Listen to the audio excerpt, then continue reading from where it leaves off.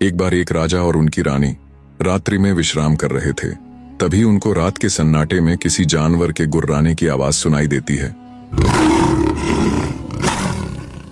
आवाज सुन राजा ने रानी से कहा, रानी, जंगल में शेर गुर्रा रहा है।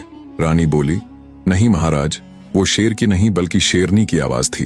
राजा ने फिर से बड़े दृढ़ विश्वास के साथ रानी से कहा, नहीं रानी, वो गुर्राने की आवाज शेर की ही थी। रानी फिर बोल पड़ी, नहीं महाराज, वो दहाड़ शेर की नहीं बल्कि एक शेरनी की ही थी। राजा ने 3 बार उसे शेर बताया और रानी ने तीनों बार शेरनी ही कहा। दोनों अपनी अपनी बात पर अटल थे। राजा को उसकी बात बार बार मोड़े जाने पर बहुत क्रोध आया। अपने अहम को यूं झुकते देख उसने रानी के सामने एक शर्त रखी, मैं सिपाहियों को जंगल भेजकर अभी पता करवा लूंगा कि वो गुर्राने की आवाज शेर की थी या फिर शेरनी की। जिसकी बात झूठ निकली उसे इसी क्षण सदा के लिए राजमहल छोड़कर जाना होगा। राजा ने सिपाहियों को पता करने के लिए जंगल भेज दिया। रानी जानती थी कि वो आवाज शेरनी की ही थी। उसने विचार किया, जब सिपाही आकर राजा को सच्चाई बताएंगे तो इन्हें राजमहल छोड़कर जाना पड़ेगा। इनके बिना राज्य कैसे चलेगा? इससे अच्छा तो मैं ही राजमहल छोड़कर चली जाऊंगी। इसी में राजा और प्रजा दोनों की भलाई है। इस सोच के साथ रानी पहले ही महल के प्रवेश द्वार पर जाकर खड़ी हो गई। जब सिपाही जंगल से वापस आए तो रानी के पूछने पर उन्होंने बताया कि महारानी जी, वो आवाज शेरनी की ही थी। तब रानी ने सिपाहियों को सख्त निर्देश दिए कि उन्हें राजा के आगे सच्चाई को छिपाते हुए उनके सामने यही कहना है कि उन्होंने एक शेर को ही देखा था। इतना कहकर रानी शयन कक्ष में लौट आई। थोड़ी देर में रानी के पीछे पीछे सिपाही भी आ गए। राजा बोला, बताओ सिपाहियों, जंगल में तुमने किस जानवर को देखा? तब सिपाही रानी के कहे अनुसार शेर ही बताते हैं। राजा ने तुरंत रानी को राजमहल छोड़ने का आदेश दिया। रानी बोली, महाराज, मैं 7 माह की गर्भवती हूँ। आधी रात को भला कहाँ जाऊंगी? सुबह होने पर मैं खुद सदा के लिए राजमहल छोड़कर चली जाऊंगी। किंतु राजा के हृदय पर कोई असर नहीं हुआ। वे कठोर स्वर में बोले, रानी, शर्त के अनुसार तुम्हारी पराजय हुई है। तुम्हें अभी और इसी क्षण यह महल छोड़कर जाना होगा। उस समय वचनों का पालन किया जाता था। अंततः राजा के कहते ही रानी उसी क्षण राजमहल छोड़कर चल पड़ी। चलते हुए उसने अपने साथ बस एक बुना हुआ कोट लिया, जिसे वो अपनी होने वाली संतान के लिए कई दिनों से बुन रही थी। आधी रात को रानी राजमहल छोड़कर निकल तो आई, पर अब घने जंगल में उसे तरह तरह के जंगली जानवरों की आवाजें आ रही थीं। मारे भय के रानी के प्राण सूखे जा रहे थे। गर्भवती रानी आधी रात को जंगल में ठोकरें खाती फिर रही थी। ये साफ साफ दर्शा रहा था कि राजा अपने स्वाभिमान के चलते ये भी भूल गया कि रानी गर्भवती है, जो कुछ समय पश्चात ही उनकी वंश ज्योति को जन्म देने वाली है। इधर जैसे तैसे करके रानी ने बड़ी ही मुश्किल से जंगल में अपनी रात बिताई। रानी बुद्धिमती और एक साहसी नारी थी। उसने निश्चय किया कि वो नगर से दूर जंगल को ही अपना आश्रय बनाएगी। दुखी सुखी पाकर धीरे धीरे रानी ने अपने रहने लायक एक घास फूस की झोपड़ी बनाई। जल्दी ही वो मंगलमय दिन भी आ गया, जब रानी ने एक स्वस्थ पुत्र को जन्म दिया। रानी बड़ी ही धैर्यवान और साहस रखने वाली स्त्री थी, जो उस नाजुक अवस्था को भी अकेले ही झेल गई। समय अपनी गति के साथ बीतने लगा। समय के साथ रानी का पुत्र भी बड़ा हो रहा था। कहानी में अब राजमहल की तरफ चलते हैं। रानी के जाने के कुछ समय बाद ही राजा को पछतावा तो बहुत हुआ था कि रानी के साथ उसने बड़ा ही गलत किया, पर तीर तो कब का अपनी कमान से निकल चुका था, सो अब पछताने से भला क्या होने वाला था। राजा उस पछतावे के साथ भारी हृदय से अपने दिन काट रहा था। एक दिन राजमहल के वे सेवक, जिनको राजा ने उस रात जंगल में भेजा था, आपस में बतिया रहे थे कि राजा तो बहुत कठोर निकला। उसने अपनी उस गर्भवती स्त्री को आधी रात में महल से निकाल दिया, जिसने उसके और राज्य के लिए खुद की बलिदानी दे दी। और शेरनी के होते हुए भी रानी ने हमें राजा के सामने शेर ही बताने को कहा। जब वे ये बात कर रहे थे, तब राजा का एक खास दूत उनकी ये बातें सुन रहा था। उसने तुरंत जाकर सिपाहियों के बीच हुई पूरी वार्ता का बखान राजा के सामने कर दिया। उसकी बात सुन राजा को झटका सा लगा। उसने तुरंत उन सिपाहियों को बुलाया और सच्चाई बताने के लिए कहा। राजा के जोर देने पर सिपाहियों ने राजा के आगे पूरी बात उगल दी और बताया कि महाराज, उस दिन जंगल में हमने शेर को नहीं बल्कि एक शेरनी को देखा था। हमें क्षमा करें महाराज। पर महारानी के कड़े हुक्म के आगे हम विवश हो गए। पहले से ही दिल पर बोझ लेकर जी रहे राजा को जब असलियत पता चली तो वो वहीं माथा पकड़कर बैठ गया। हे भगवान, ये मुझसे क्या अनर्थ हो गया। आखिर क्यों मैंने अपनी निर्दोष गर्भवती पत्नी को राजमहल से निकाला। सच्चाई पता चलने पर राजा ने अपनी रानी को ढूंढने की बहुत कोशिश की। छोटे से छोटे गांव से लेकर बड़े से बड़े शहरों में अपने सिपाहियों को रानी की खोज में भेजा, पर रानी उन्हें नहीं मिली।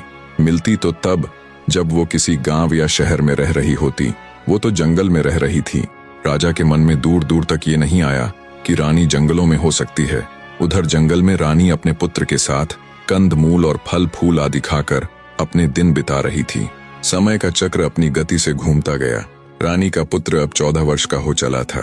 सब कुछ ठीक चल रहा था, पर फिर एक दिन बड़ी ही अप्रिय घटना घट गई। एक जहरीले सांप ने रानी को डस लिया। दरअसल रानी जब आम दिनों की ही तरह अपने खाने आदि के लिए फल फूल लेने जा रही थी, तभी ध्यान न होने के कारण उनका पैर एक जहरीले सांप के ऊपर पड़ गया। ऊपर पैर पड़ने से गुस्साए सांप ने तुरंत रानी को डस लिया। सांप के डसते ही रानी के हाथ पांव ने काम करना बंद कर दिया और जल्दी ही जहर के कारण उसके प्राण पखेरु उड़ गए।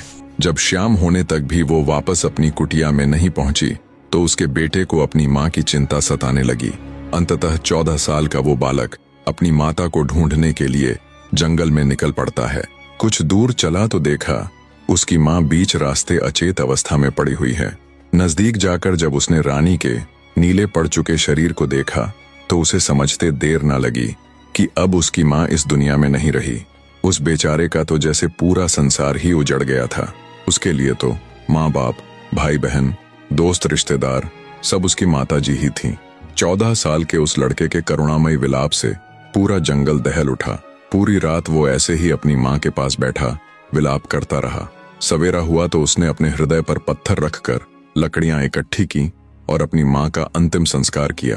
बेशक वो 14 वर्ष का हो चुका था, पर अब तक उसकी माँ ही थी जो उसके खान पान आदि का प्रबंध करती थी। अब माँ ही नहीं रही तो उसके खाने आदि का प्रबंध करने वाला भी कोई नहीं था।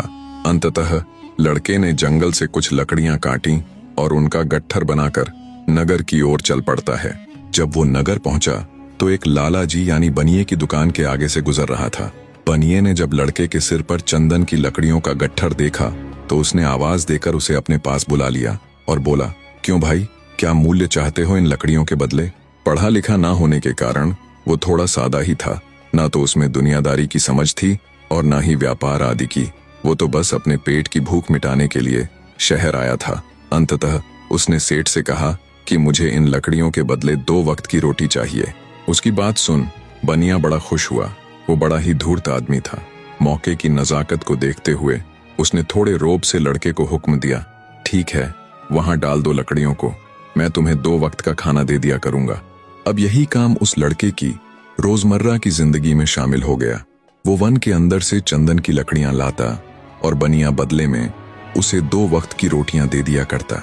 बनिए ने ज्यादा समझदार बनते हुए उस लड़के जिसे वो लकड़ियां कहकर पुकारता था का हिसाब अपने बही खाते में लिखना शुरू कर दिया कि मैंने कब से इसे रोटी देनी शुरू की। पर बनिया इस बात से बिल्कुल बेखबर था कि एक दिन उसका ये लिखा हुआ हिसाब ही उसके लिए आफत बन जाएगा। जिस नगर में वो बनिया रहता था उस नगर का राजा बड़ा ही अभिमानी था। राजा की 3 लड़कियां थीं। वो राजा बड़ा ही धूर्त और अभिमानी था। अपने राज्य और संपदा को देखकर वह स्वयं को ही ईश्वर तुल्य समझने लगा था। एक दिन राजा ने तीनों पुत्रियों को अपने समक्ष बुलवाया और प्रश्न किया, बताओ पुत्रियों, तुम किसके भाग्य का अन्न ग्रहण करती हो, किसके भाग का खाती हो? राजा की बड़ी और मंझली पुत्री ने विनम्रता पूर्वक उत्तर दिया, पिताश्री, हम तो केवल आपके प्रसाद और आपके भाग्य का ही सुख भोगती हैं। उनका जवाब सुन राजा अति प्रसन्न हुआ। फिर जब उसने छोटी पुत्री से भी यही प्रश्न किया तो उसने बड़ी ही बेबाकता और आत्मविश्वास से कहा, पिताजी, मैं केवल अपने भाग्य, अपने नसीब का फल खाती हूँ। उसकी बात सुन राजा अत्यंत क्रोधित हुआ। उसका माथा तमतमा उठा। उसने स्वयं को संयत करते हुए सोचा, अभी यह बालिका है, अपनी बड़ी बहनों जितनी समझदार नहीं है। समय आने पर इसकी यह डिठाई स्वयं ही मिट जाएगी। समय बीता। राजा ने अपनी दोनों बड़ी पुत्रियों का बड़े ही विशाल राज्य घरानों में भव्य तरीके से विवाह कर दिया। समय बीता। राजा की छोटी वाली पुत्री भी अब ब्याहने लायक हो चुकी थी। तब राजा ने उसके विवाह योग्य लड़का देखने से पहले एक बार फिर उसे बुलाकर वही सवाल दोहराया जो पहले पूछा था कि बताओ बेटी, तुम किसके भाग्य का खाती हो, छोटी बेटी अब जवान अवश्य हो गई थी, पर उसका जवाब अब भी वही था कि वो किसी और के नहीं बल्कि स्वयं के भाग्य का ही खाती है। वही जवाब फिर से सुन। इस बार राजा का क्रोध सीमा से बाहर हो गया। वो गरज कर बोला, पहली बार जब मैंने तुमसे ये सवाल किया था तब तुम्हारे जवाब को सुनकर मैं अपने क्रोध को ये सोचकर पी गया था कि तुम अभी नादान हो, तुम्हारे अंदर अपनी बड़ी बहनों जितनी समझ नहीं है। समय के साथ तुम्हारी सोच भी बदल जाएगी, पर तुम तो कुत्ते की वो टेढ़ी पूंछ हो जो कभी सीधी नहीं होती। अब देखना तेरा नसीब तुझे कहाँ पहुंचाता है। ये कहकर राजा पैर पटकते हुए वहां से चला गया। उसने अपने मंत्रियों आदि से कहा, ऐसे युवक की तलाश करो जो इस राज्य का सबसे गरीब, सबसे अकेला, जिसके आगे पीछे कोई ना हो। दूसरी तरफ रानी का लड़का, लोग जिसे लकड़ियां कहते थे, वो भी 18 वर्ष का हो चला था। अब भी वो पहले की ही तरह जंगल से लकड़ियां लेकर आता और सेठ उसे बदले में 2 वक्त का खाना दे दिया करता।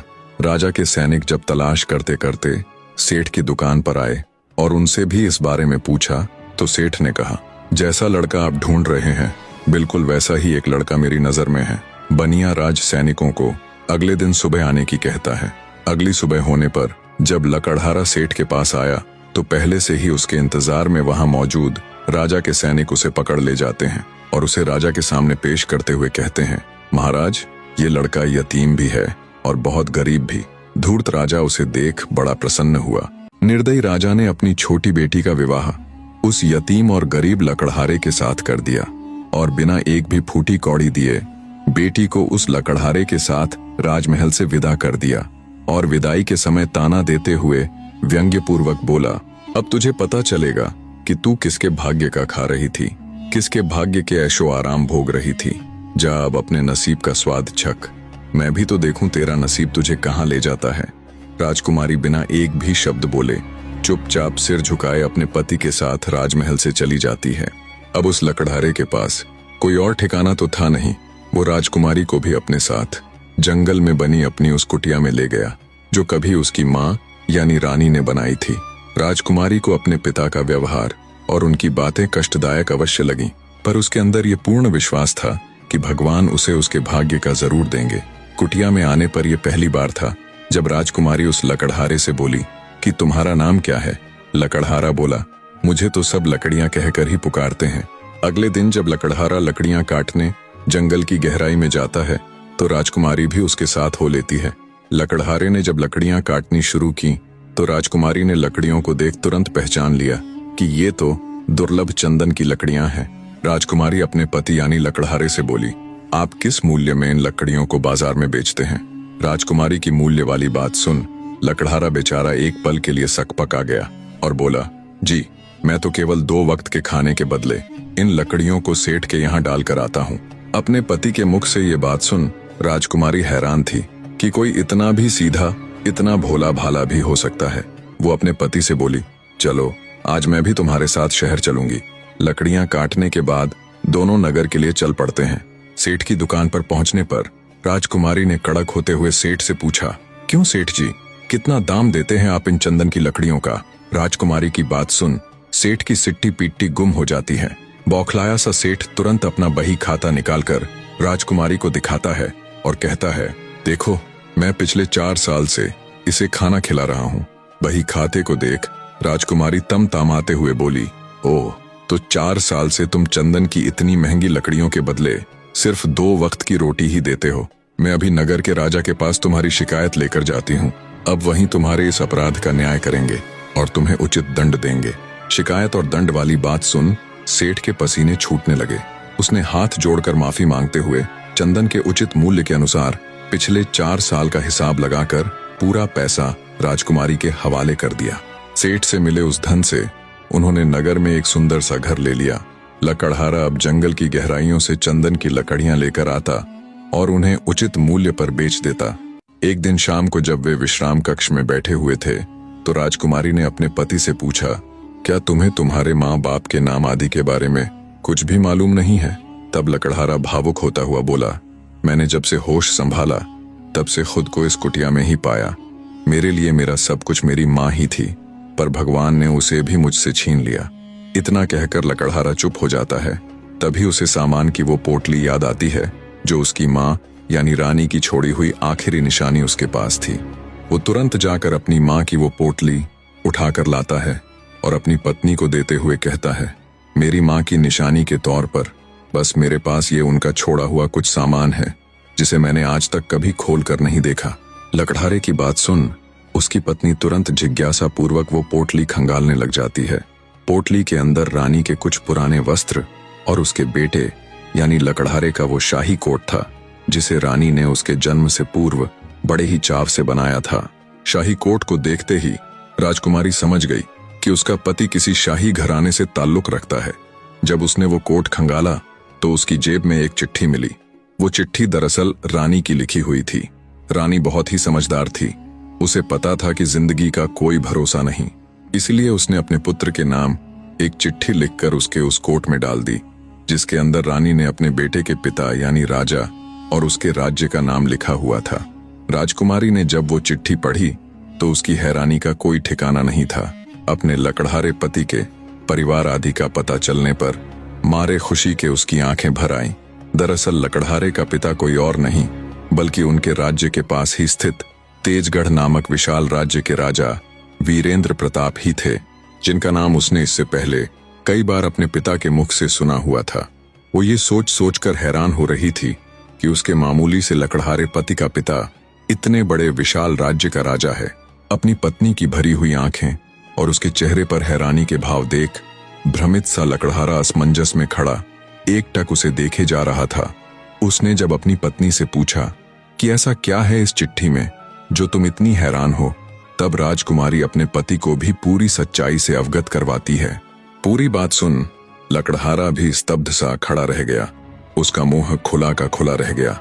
उसे विश्वास ही नहीं हो रहा था कि वो इतने बड़े राजा का बेटा है। कुछ देर तक कमरे में भारी सन्नाटे के बाद सन्नाटे को तोड़ती हुई राजकुमारी अपने पति से बोली, देख क्या रहे हो, तैयारी करो, हम कल सुबह होते ही तेजगढ़ के लिए निकलेंगे। अगले दिन सुबह होते ही अत्यधिक प्रसन्नता के साथ राजकुमारी और उसका पति तेजगढ़ के लिए चल पड़ते हैं। लकड़हारे के मन में ढेरों विचार एक साथ चल रहे थे। क्या उसका पिता उसे पहचान पाएगा? क्या वो उसे अपनाएगा? जब वे राजमहल के द्वार पर पहुंचे तो राजकुमारी ने पहरेदारों से कहा कि उन्हें राजा से मिलना है, वो उनके परिचित हैं। पहरेदारों ने अंदर खबर पहुंचाई, मेरे परिचित। दुविधा में पड़ते हुए राजा वीरेंद्र ने उन्हें अंदर बुलाने को कहा। राजकुमारी और उसके पति के अंदर आने पर राजा ने उनसे उनका परिचय पूछा। तब राजकुमारी ने वो पत्र वाली पूरी बात राजा के सामने कह सुनाई और राजा को रानी का लिखा हुआ वो पत्र और उसके पति के बचपन का वो कोट दिखाया। रानी की लिखावट और विदाई के समय रानी के हाथ में उस कोट को राजा कैसे भूल सकता था? राजा के मन में उसकी पत्नी का वही अंतिम चित्र था जिसमें रानी उस कोट को लिए राजमहल छोड़कर जा रही थी। पुत्र, मेरा पुत्र, कहते हुए राजा वीरेंद्र भागकर अपने पुत्र को गले लगा लेता है और फूट फूट कर रोने लग जाता है। कितने ही साल से राजा पश्चाताप के साथ बस इसी उम्मीद में जिए जा रहा था कि शायद एक दिन उसकी संतान उसके पास वापस लौट आएगी। काफी देर तक बहते नेत्रों के साथ राजा अपने पुत्र से लिपटा रहा। आज राजा को न केवल उसका पुत्र मिला था, न केवल उसे उसके राज्य का उत्तराधिकारी मिला था, न केवल उसे उसकी वंश बेल को आगे बढ़ाने वाला मिला था, बल्कि आज उसे मिला था सालों से रानी के दुख और पश्चाताप में जल रहे उसके हृदय को शांत करने वाला उसका अपना खून, उसका अपना बेटा। राजा वीरेंद्र प्रताप बड़ी ही खुशी के साथ अपने बेटे, अपने पुत्र को अपना उत्तराधिकारी चुनते हुए उसे सब कुछ सौंप देते हैं और स्वयं तीर्थ के लिए चले जाते हैं। लकड़हारे के साथ साथ राजकुमारी का भाग्य भी अब पूरी तरह से बदल चुका था। ये जो कुछ भी हुआ इसे भगवान की मर्जी कहो, उनका चमत्कार कहो, पर वहीं दूसरी तरफ राजकुमारी की दोनों बड़ी बहनें जो रहीश घरानों में ब्याही गई थीं, उनका व्यापार में बहुत सा नुकसान हो जाता है। उनके नुकसान की भरपाई के चक्र में राजकुमारी का पिता भी अपना सारा धन गंवा देता है। जब राजा दिवालिया हो गया तो गुपचुप तरीके से राज्य छोड़कर तेजगढ़ भाग आता है। अब भूखा पेट तो रोटी मांगेगा ही। पेट की भूख मिटाने के लिए राजा तेजगढ़ में आने के बाद टोकरियां बेचने लग जाता है। एक दिन जब वो सिर पर टोकरी उठाए, टोकरियां ले लो टोकरियां की आवाज लगाता हुआ महल के बाहर से गुजर रहा था, तब राजकुमारी अपने पिता की आवाज को तुरंत पहचान लेती है। उसने सेविकाओं से तुरंत उस टोकरी वाले को अंदर बुलाने को कहा। सेविकाएं उस राजा यानी टोकरी बेचने वाले को महल के अंदर ले आती है। टोकरी वाला अंदर आ जमीन पर बैठकर टोकरियां दिखाने लग जाता है। राजकुमारी अपने पिता को फटे पुराने कपड़ों में भी तुरंत पहचान लेती हैं और उससे कहती है, पहचाना मुझे। अब टोकरी वाले की इतनी हिम्मत कहाँ कि वो मुख उठाकर राजकुमारी की तरफ देखे। तब राजकुमारी फिर से बोली, पिताजी ऊपर देखिए। राजकुमारी द्वारा पिताजी कहे जाने पर टोकरी वाले ने जब ऊपर देखा तो सिंहासन पर विराजमान अपनी छोटी बेटी को तुरंत पहचान लिया। यतीम और गरीब लकड़हारे से शादी के बाद आज उसे यहाँ बैठे देख उसके आश्चर्य की कोई सीमा नहीं थी। उसका सारा घमंड चूर चूर हो चुका था। तब राजकुमारी सम्मान सहित अपने पिता को ऊपर बैठाती है और पूछती है, बताओ पिताजी, मैं अपने भाग्य का खाती थी या फिर आपका दिया हुआ आपके भाग्य का। बेटी की बात सुन राजा का सिर मारे लाज शर्म के झुक जाता है। शर्मिंदा होते हुए वो कहता है, माफ करना बेटी, मैं राज्य और संपदा के कारण अंधा हो गया था। तुम अपने भाग्य का ही खाती थी। दयालु राजकुमारी कंगाल हो चुकी अपनी बड़ी बहनों और अपने पिता की आर्थिक रूप से मदद करती है। अब लकड़हारा यानी राजा खुशी से अपनी पत्नी के साथ अपना जीवन व्यतीत करता है। कहानी के निष्कर्ष की तरफ चलने से पहले आपसे दरखास्त है, अगर कहानी आपके दिल को छू गई तो चैनल को सब्सक्राइब जरूर कीजिएगा। निष्कर्ष। और इस प्रकार भाग्य ने अपना चक्र पूरा किया। जिस राजकुमारी ने अपने भाग्य में विश्वास रखा वह विशाल राज्य की रानी बनी। जिस लकड़हारे ने ईमानदारी से जीवन व्यतीत किया वह राजा बना और जिस राजा ने स्वयं को भाग्यवान समझा वह टोकरी वाला बना। कहानी में सबसे बड़ा बलिदान रानी का था, जो अपने पति के हित की खातिर सब कुछ छोड़ छाड़ कर वन में चली गई, पर अंततः उसके पुत्र को उसका हक मिला। सत्य यह है, अहंकार मनुष्य का सबसे बड़ा शत्रु है और विश्वास उसका सबसे बड़ा मित्र। भाग्य उन्हीं का साथ देता है जो अपने कर्तव्य और धर्म पर अटल रहते हैं। जो दर्शक वीडियो में अंत तक बने रहे, हमेशा की तरह एक बार फिर से उन सब का तहे दिल से धन्यवाद।